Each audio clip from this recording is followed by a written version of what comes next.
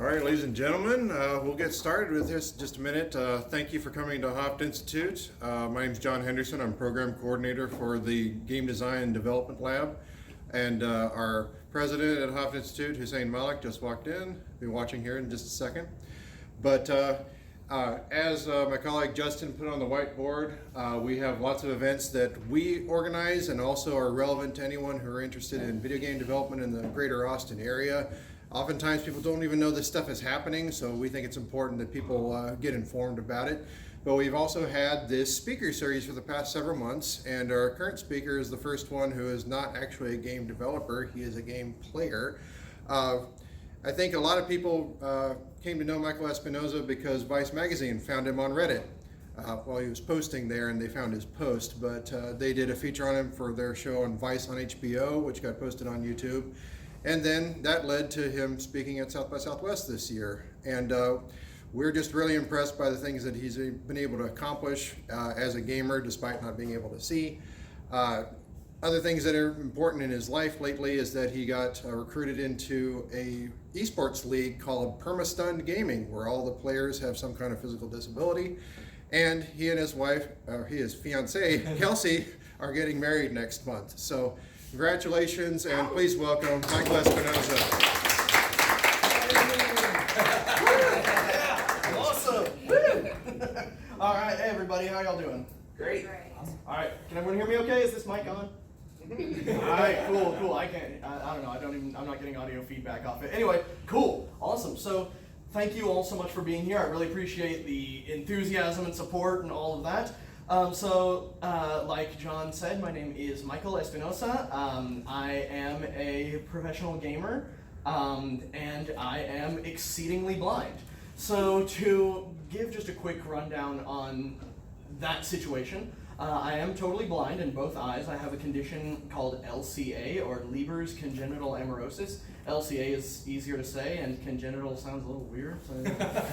So we're just going to stick with LCA. Basically, it's a retinal condition that causes my retinas, or caused my retinas to degenerate over time.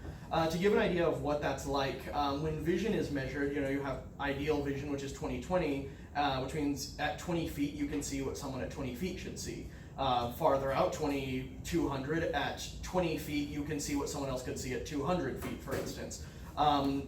So the lowest numeric value of vision measurement, before they start getting into, we aren't going to classify this numerically anymore, and they just get into, can you see light, can you see a hand waving in front of your face, is 2800. So it would basically, at 20 feet you could see what someone with good vision could see from like 800 feet away.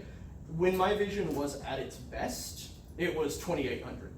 It was 20/800. So it degenerated from there. At this point, I'm totally blind.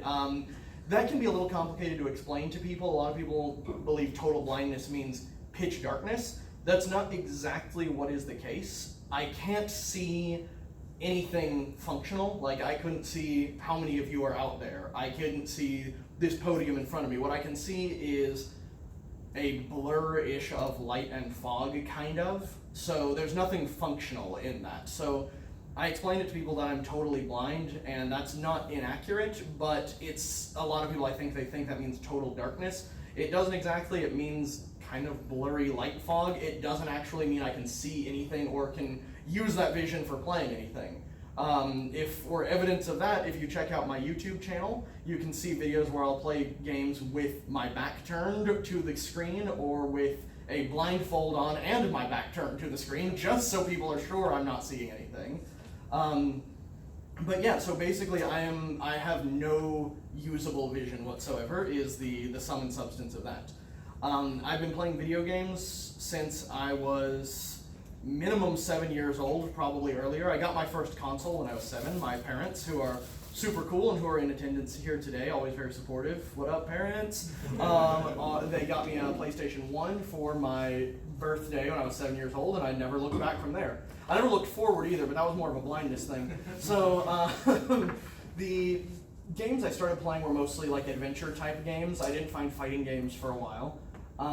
But then eventually something clicked, and I started to play fighting games. It was my cousin handed me a game called Star Gladiator. It was basically Capcom's attempt to make a Soul Calibur style fighting game, so a 3D movement fighting game. And it was supposed to be a Star Wars franchised game, but they lost the license at the last minute and reskinned it and made it what they called Star Gladiator.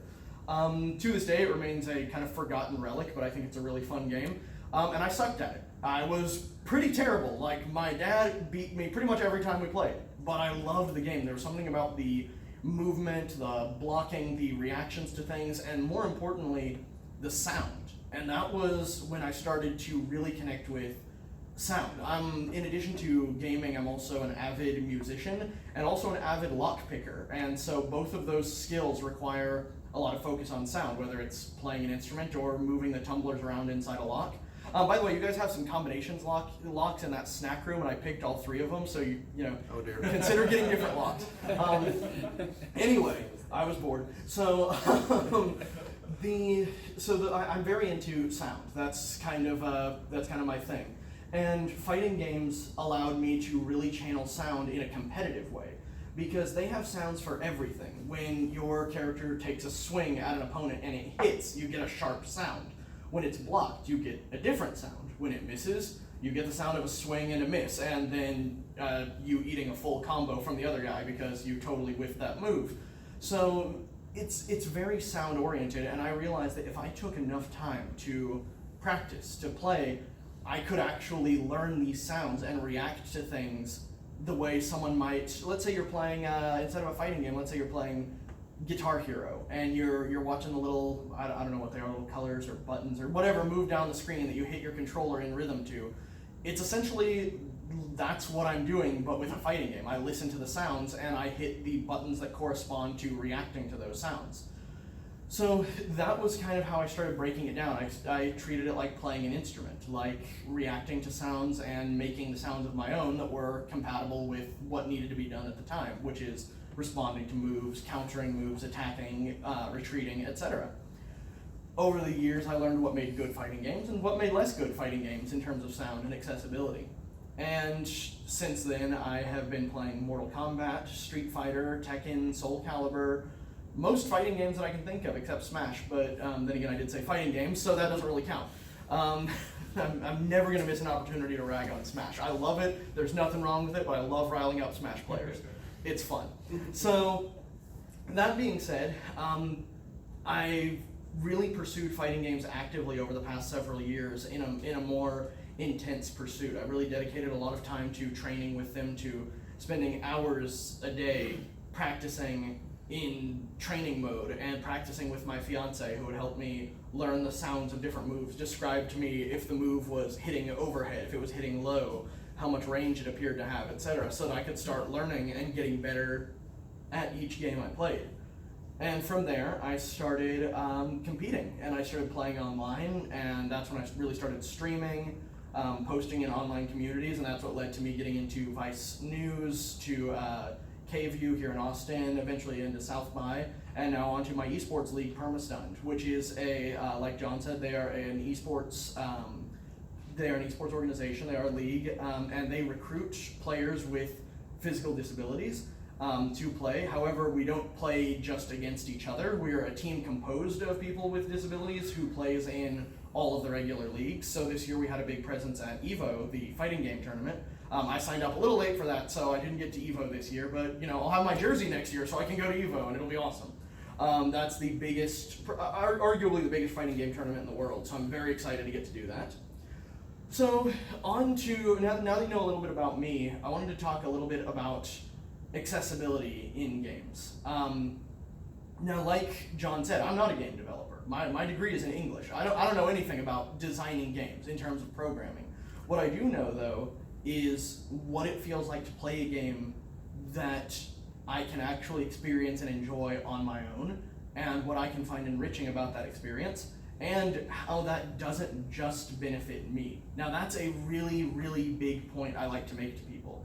Accessibility, a lot of people think they go out of their way to make something accessible for the disabled, and oh, that's cool, it works for them, but we have to dedicate a portion of our team to making a game that's going to work for these people, and that's it, basically. Like, where's the return on investment? Just looking from a practical standpoint, you have a smallish group of people who are going to maybe also play the game, possibly, hopefully too, and you're going to spend a lot of resources on that. Is it really worth it?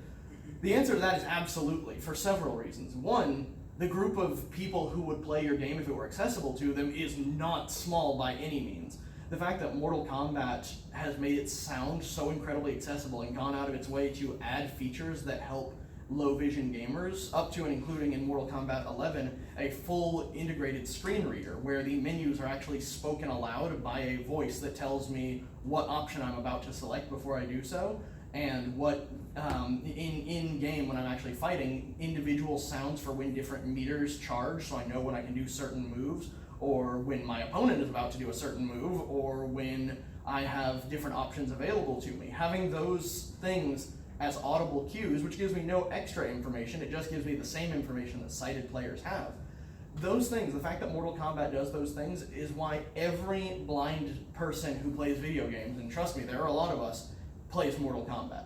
If there is a blind gamer out there who doesn't play Mortal Kombat, it's only because they don't have access to it at the moment. I know tons of blind gamers, and we love Mortal Kombat for that very reason, that it's accessible. Conversely, a game like Tekken, which is designed initially for arcade machines, so all of its sound, rather than having a nice left to right balance that shows you where characters are on screen based on their audio position, if they're sounding a little bit more to the left or a little bit more to the right, then you can actually hear that. And, in certain games. Tekken, they were designed for arcades, so they don't have really left to right speakers. All the sound is centered. So it doesn't matter if my guy's over here and your guy's over here, or if we switch sides. If we are playing Tekken, everything is centered right here, right in the center, and you can't tell where anybody is at any given time if you just listen for it.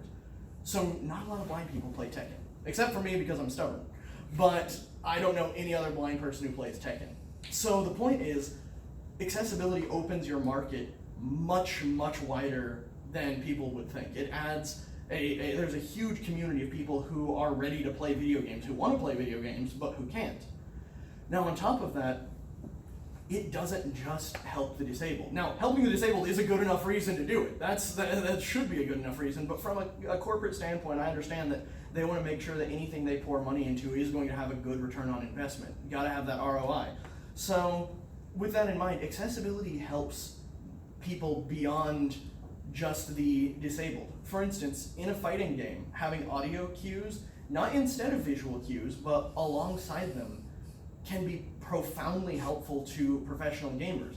We have so much information we're trying to take in all at once, the sights, the sounds, whatever it is, that having sound cues that allow us to add extra information, to respond to extra information beyond what people are looking at on screen, what they can see, it's profoundly helpful. To give just a really simple example, when tested on reflexes, the human body responds to audio cues up to twice as fast as it responds to visual cues. So even for fully sighted people, generally speaking, we respond to audio far faster than visuals.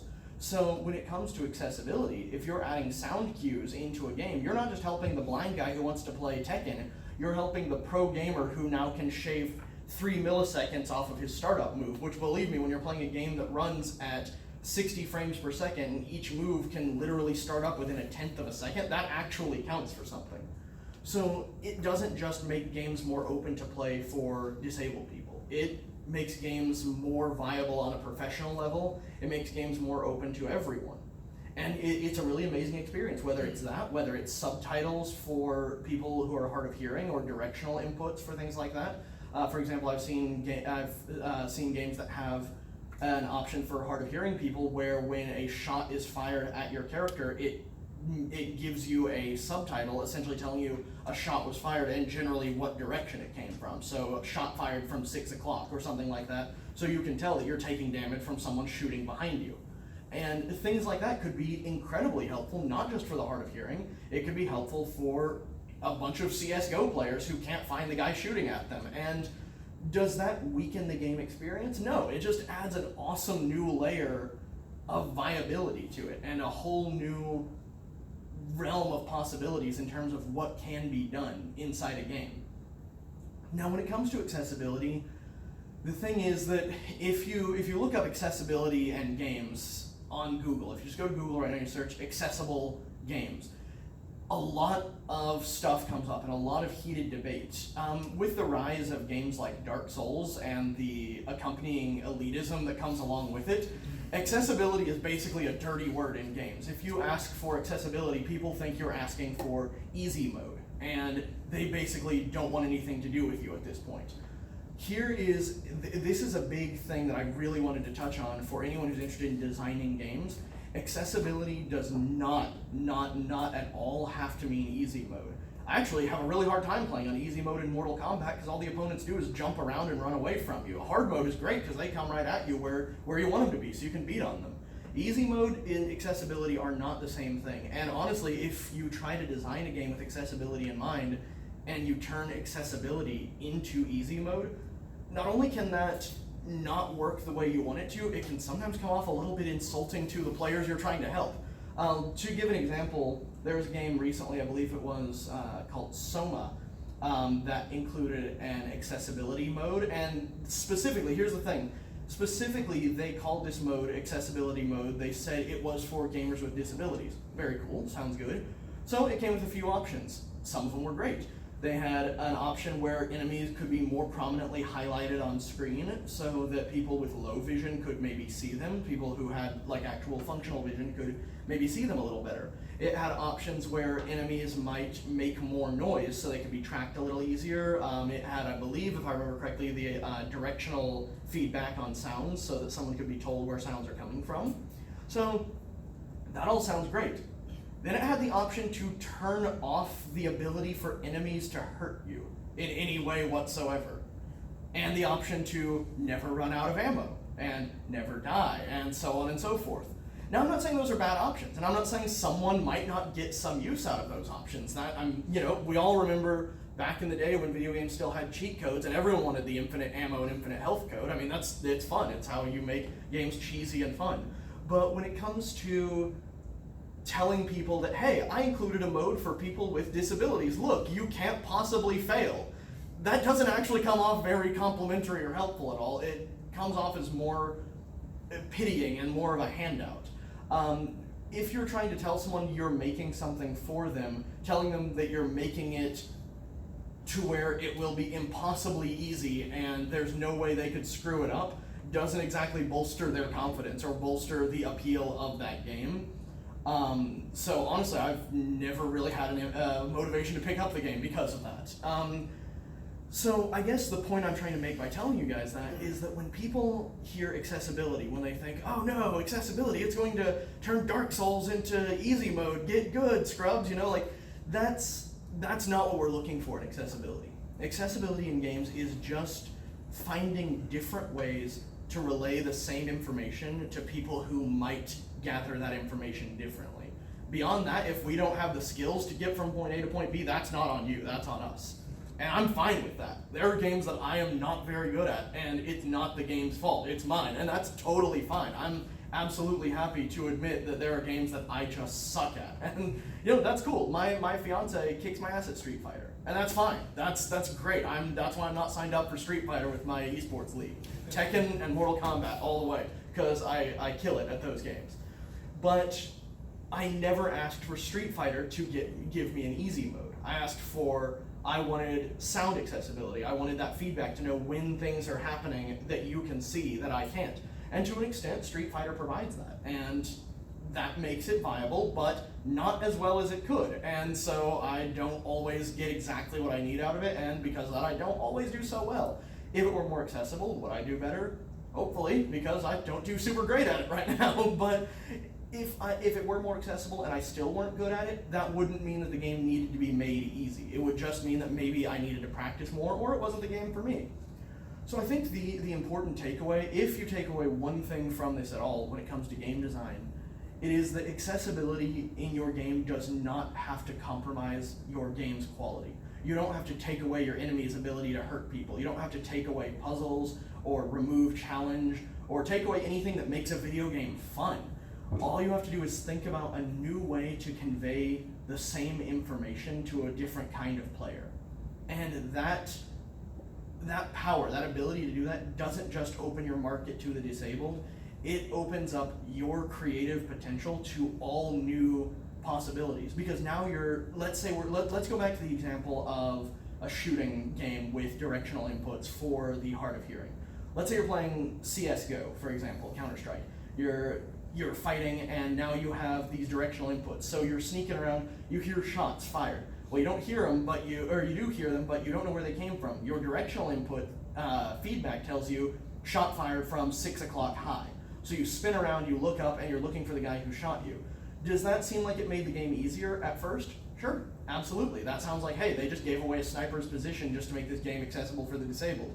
That doesn't sound very good. It takes away the appeal of trying to sneak up on somebody, because why do it when the game's just going to tell you where they are? But if you think about that problem creatively, you can add a whole new method of play to your game. Think about options that could give your sniper more cover. Maybe the game tells you where the guy is, but if that guy is given the option to use environmental cover to conceal where he is, if he's given the option to wear uniforms or gear that will conceal his presence in the environment, if he's given the option to throw out sound decoys that make gunshot noises in different directions so that your opponent's sound thing gives them input of sound from multiple directions at once, I just added a whole new dimension to this game, and that was just in 3 minutes of improv thinking about how we could make that game a little bit more fun. It doesn't take away from the game. As you can already see, it enriches the experience for everyone. You add whole new mechanics. You add the idea of sound-based stealth. If anyone remembers the Splinter Cell games back when they were awesome, I'm looking at you, Blacklist. Back when they were awesome, Chaos Theory, the third game in the series, it had a meter in the game where you could see the amount of ambient sound in an environment. And when you made sound, you had basically 2 points on the meter. One showed the amount of sound in the environment, one showed the amount of sound you were making. And you were free to make as much sound as you wanted, as long as it didn't exceed the ambient sound in the environment, in which case the opponent couldn't hear you as long as it was below that ambient sound. The moment it got higher than the ambient sound, they might start looking for you because now you stand out. Little game mechanics like that, little things like that, allow games to be more accessible. Suddenly, with directional based sound cues, we get options like that. The ability to use ambient sound to cover movement, the ability to use decoys to cover our own fire, things like that. When it comes to blindness related accessibility options, the idea of left to right stereo sound is what makes or breaks a fighting game, the whole left, right, and center aspect of a fighting game. So if anyone hasn't played a fighting game before, the idea basically is that two people are looked at from a side-on perspective, and they're on the left and right side of the screen respectively, and they move back and forth and they fight each other, and sometimes they switch sides on the screen. When you have good left to right stereo mixing, then it's perfectly audible who is on what side of the screen and where. I can tell if you are on my left and how far away to my left you are. And that's important because some moves can reach you and some moves really, really can't. So when it comes to that sort of thing, not only does it just help blind gamers keep up with the environment and what's happening, it also makes your games sound better. And people who generally play games, just the general audience, are going to appreciate that much better sound. They're going to appreciate it because it leads to richer environmental sounds. If you need to tell people there's a hazardous part of the environment, to their, let's say if they're facing forward, that's 12 o'clock. To their 11 o'clock, there's a dangerous spike pit trap. So if you make the environment make a sound that indicates that, for example, if there's wind blowing, if the wind starts to howl a little bit as it goes over that trap, because the sound of a cavern would obviously change the sound of wind, and so a big hole is going to change that, boom, you've given some clue that there's something there that they might want to either check out or avoid. And by doing that, you helped a blind gamer, and you've added a little bit of richness to your game's soundscape by mimicking what real air would sound like passing over a cavernous pit trap. So I guess the point I'm trying to make there is your game will be better for everyone if you make it more playable for these groups of people. And I think that's an amazing possibility. For example, there's a game I recently helped in the design of. It's a game called Fantasy Strike. It's developed by David Serlin, who was the designer for the HD remaster of Street Fighter II. When I was helping with that game, one of the things that we added, because they already had really good left-right directional input, however, one thing they didn't have in the entire game for any fighting, for any character who was fighting, was the sound of footsteps. Now you might think, why do you need footsteps? As long as they're making noise when they're throwing punches and such, you don't really need footsteps. The problem is you really do. Because if they aren't throwing punches, if they're just walking around, then to a blind player, they're invisible. If they're not making noise, you could be anywhere on the screen. So I worked with their sound designer on that. And when the game launched, it now has footsteps for every character. Not only does it have footsteps for every character's footsteps sound different. So there's a big guy, his name's Rook, and he's made out of stone. His footsteps are giant, lumbering, crashing sounds as he makes his way slowly forward. There's a little ninja, a kunoichi, named Setsuki, and her feet are kind of, I guess she wears a sort of like a sandal or something, so she makes a light kind of sound with her feet as she moves forward or backward. Everyone's footsteps sound a little different, and they sound different when they're moving forward versus when they're moving backward, as someone really would when you're walking. Your feet sound a little different based on how you plant them. So not only did that add a layer of sound that allowed me to actually play this game and not be stealth killed by someone who just wasn't moving or throwing punches, but anyone who's playing now can appreciate that every character has this little touch, this little bit of difference that makes them unique. It adds a little bit of personality to every character in the game. And that's ultimately what I mean when I say that accessibility helps everyone.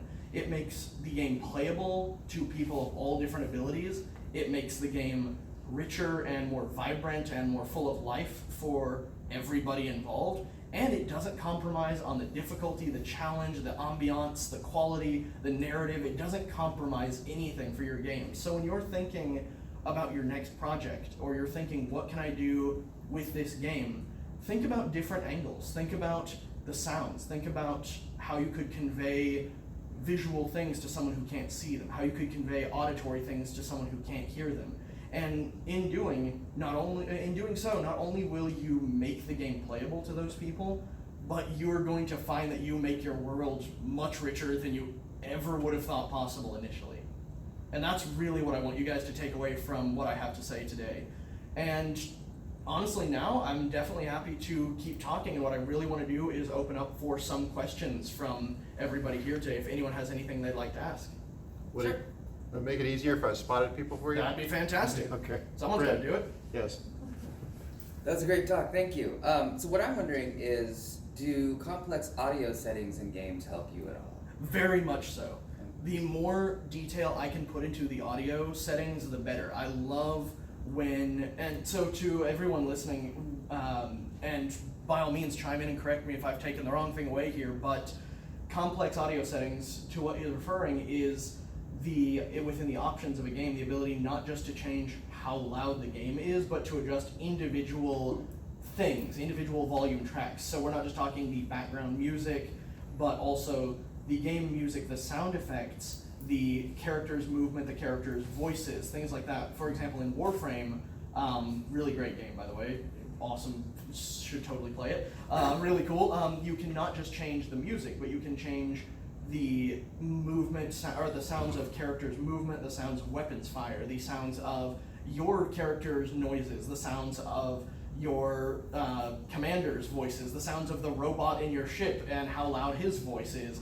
The ability to adjust the mix of volume in tons of different sounds in a game absolutely makes it richer. For those who will be sticking around after we're done here and playing me in some Mortal Kombat, you'll notice that I've actually turned off the background music so that I can focus completely on just the character sounds. I don't necessarily need that in Mortal Kombat, but I do enjoy it. But in Street Fighter, if I'm going to stand a fighting chance at all, I have to turn off the background music. It's so loud and bombastic that I miss most of what's going on a lot of the time. So having complex audio controls that allows me to take out or lower what is less helpful and continue to get or even amplify what is beneficial absolutely is it's not just a thing I like. It's almost a thing I feel I must have to make a game awesome. And it goes back to one of those things that you were talking about, where it's like, I mean, certainly it helps out people with accessibility, but it helps out everyone. Like as a streamer, playing Final Fantasy 14, they also have a lot of sliders where you can, change the volume of different things in the game. I love that because it, lets you customize things. Exactly. Because when you're on a live stream, how much do you want people to hear you, and how much do you want them to hear the Final Fantasy background music? Like if you're on a stream, you want people to hear you talking. You want to hear, your commentary as a streamer. And I say this as a fellow streamer myself. Your commentary is far more important than the game itself. The people come to watch you play, but they come to watch you play. Those are the order of the things they came to watch. You are first in that priority list, and playing is secondary. It's a close second, but it is second. So if they just wanted to watch Final Fantasy being played and just listen to Final Fantasy, they could just look that up on YouTube, or they could buy the game themselves. In fact, they probably already have it. But when you're streaming, you need to be able to control the volume. So of many different things. Maybe the background music is the only thing that's too loud, and the rest of the game you actually still want them to be able to hear. I find that's the case in most fighting games, so that's why I love being able to control that. When I do my streams as well, I always have a very precise audio setup that allows my party chat to be heard, but also certain game sounds, while others are muted or turned down, because the Warframe background music is much less important than my characters leaping around and slashing things, but that is also much less important than the funny and obscene commentary I'm making the entire time. So in priority, in those orders, I like to be able to adjust my volume appropriately. So yeah, absolutely, that doesn't just help me as a blind gamer, that helps me as a guy who wants to make a couple extra bucks streaming Warframe on Sundays. Anyone else? Who else we got? Justin. Yeah, Michael, thanks so much for talking. For sure. I'm really curious, are there any games that you feel like you're missing out on, or are there any games that you wish that you could play that maybe you've tried and the accessibility is just not there? Yes, sadly so.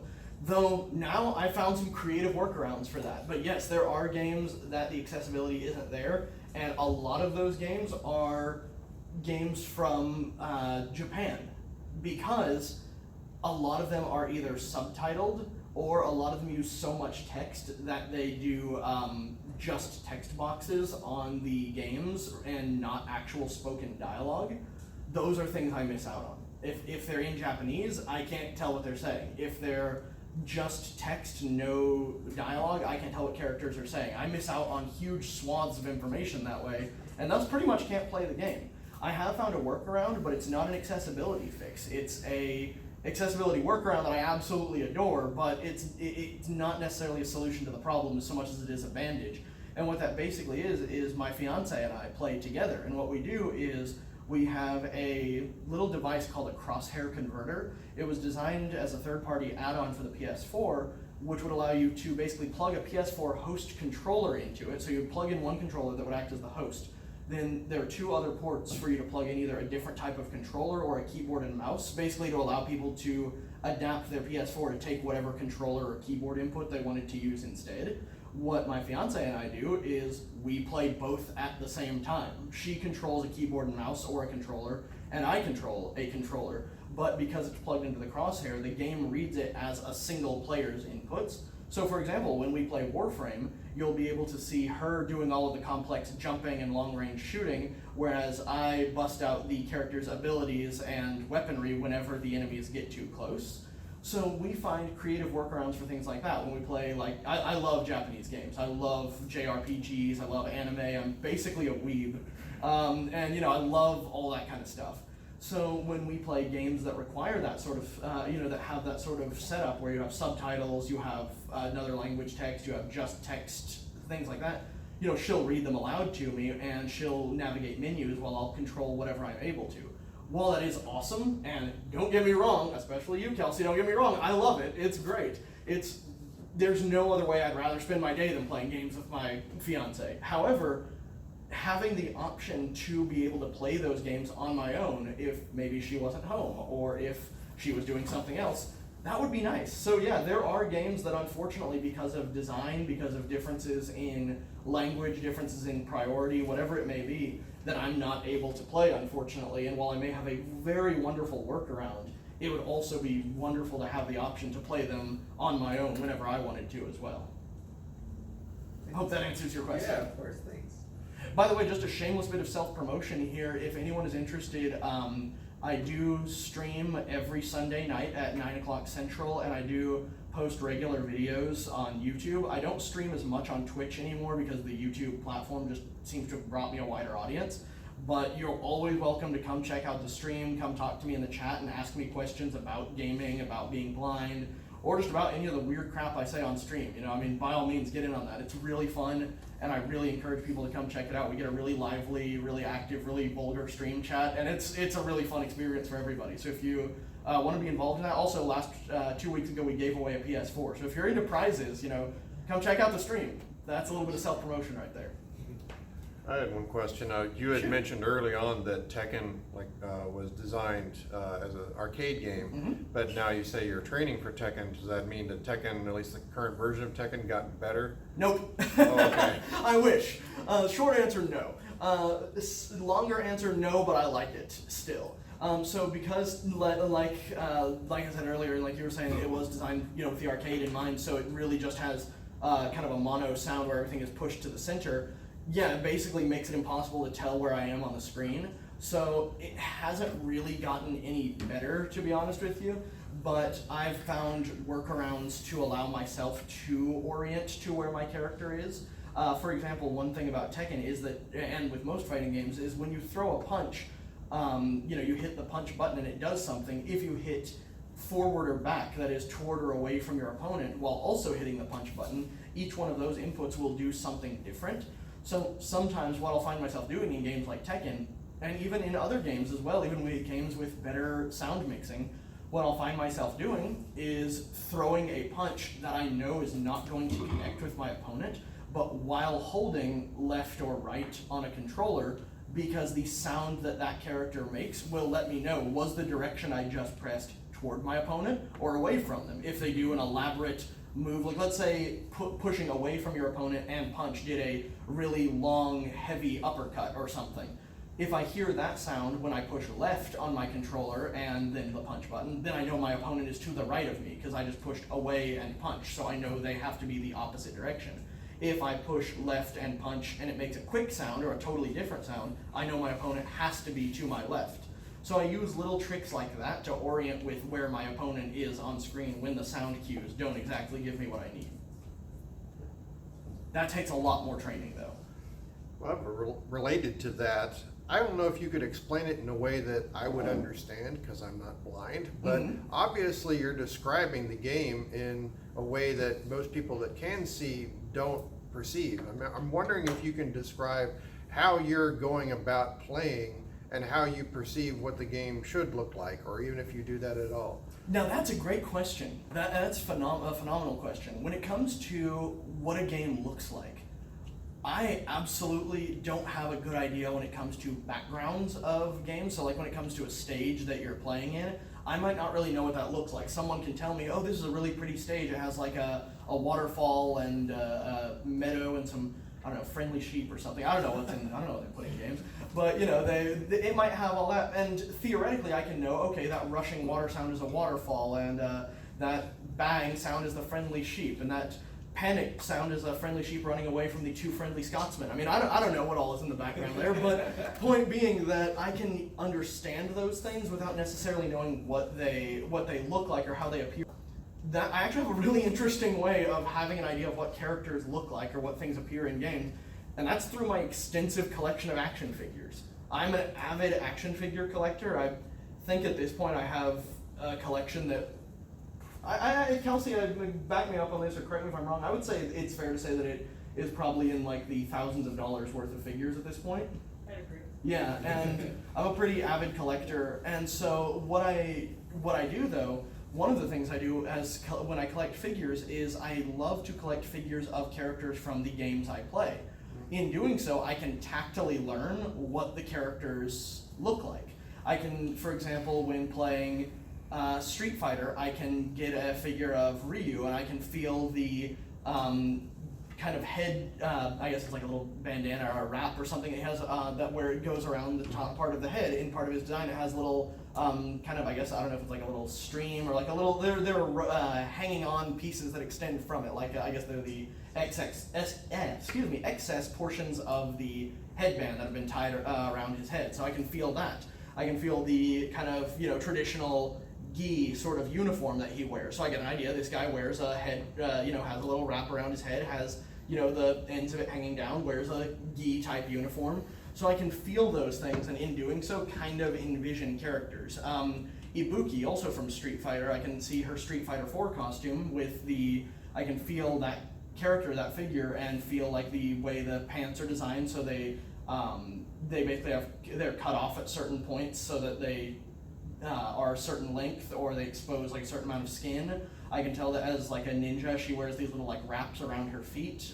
Things like that I can discern from having action figures. That actually really helps a lot. I'm a big Sailor Moon fan, and I collect all 9 of the Sailor Moon figures. So by doing that, I can tell, oh, these characters each have these different hairstyles. Oh, they have, very similar attire otherwise. They have disproportionately long legs, et cetera, et cetera. And I can tell all that stuff from collecting figures. So a big part of figuring out what things look like from a perspective of someone who can't see is trying to, just like, kind of expanding on what I said before, where you turn information that you have into information that someone with a different ability can perceive. So maybe taking a sound and translating that to someone who can't hear, or taking a visual and translating that to someone who can't see. I do that with action figures by turning those visuals into tactile items. And my fiance is also an avid creator who does a lot of 3D printing. She is an avid 3D printing designer and user. So she'll often make things with 3D printing to show me what things look like on, characters or items or things like that, or even the inner workings of a lock, so I could learn how to lockpick. And she made, a 3D printed version of that so I could figure that out. So yeah, basically translating visuals into tactiles are one of the best ways I learn how things are visually represented. All right. Yeah, definitely a great question for sure. Did anyone else have any questions? All right. Good. We good? One more. We got one? Awesome, cool. So you were mentioning earlier for Warframe about how your fiance would handle a lot of the long range shooting. Mm-hmm. So I was wondering, just as someone who's visually impaired, is there something in your opinion that can be done to kind of have aiming and shooting, which is a very visual mechanic, and have a more auditory translation for that? Absolutely, and there are games that have done that before, actually. So yeah, no, that's a fantastic question. So to give a great example, one of my favorite classic PlayStation 2 games was a shooter. It's called Red Faction. Really fantastic game, takes place on Mars, you get to shoot a lot of stuff. It's a good game. One of the things that you can do in that game is, and one of the weapons is a rocket launcher. Now, one of the cool things with this rocket launcher is that it has basically a homing mode. And now, I'm not suggesting using a homing mode for every weapon, that'd be ridiculous, but the cool thing about the homing mode was that when you pressed the button to lock onto an opponent and shoot at them, if there was no opponent there, the rocket launcher would just emit a frustrated beep about how it basically just couldn't find anything, just a loud beep. When you had it on a target, however, it would make a very different sound, and the controller would start vibrating until the lock was achieved, and then when you released it, it would fire the rocket at whomever it had locked on. Now, I don't need a homing mode for every weapon, but what that did do for me was it allowed me to know where an opponent was by telling me where they weren't. When I heard a guy shooting at me from the left, and I pulled a little bit to the left, fired my rocket, and nothing happened, then I knew he wasn't there. So I turned farther to the left, and boom, there he is, and he's gone. So giving me audio cues or even tactile cues by having the controller vibrate, maybe when your crosshair's on an opponent, maybe if the controller does a small vibration, just a quick little pulse, then you know you're highlighting a guy, boom, you shoot him, and you're good to go.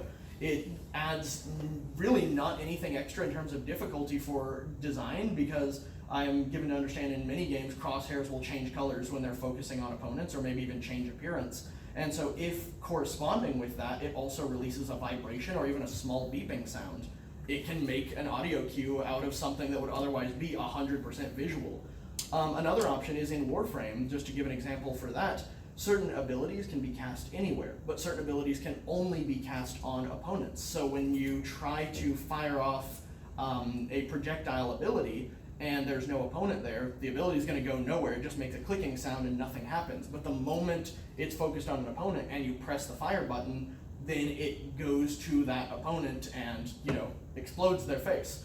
So that sort of thing, that basically telling me where they are by showing me where they aren't, is exactly the sort of thing that can help make long-range combat viable. In Warframe, for instance, when we're doing the what are called Arcwing missions, where you're actually flying around in space and such, I can shoot missiles at people because the missiles will only deploy when we're pointing at a target. So I can actually help with ranged combat in that case. And so yeah, there are absolutely really cool and really, really easy ways to make shooting a totally viable thing for people with blindness or visual impairment. Well, who would like to see the sightless Senshi take on all comers in Mortal Kombat XL? Yeah, I mean, if anyone's feeling ready to lose to a blind guy, I mean, your self-esteem's feeling good today, you need to knock it down a little, we can do that. I'm ready. So anyone who wants to do that, we're going to be moving into an adjacent room, and I'm going to be wrecking people in Mortal Kombat 10. So if y'all want to get in on that, we should totally go make that happen. All right, one more hand for Michael Espinoza. Yeah.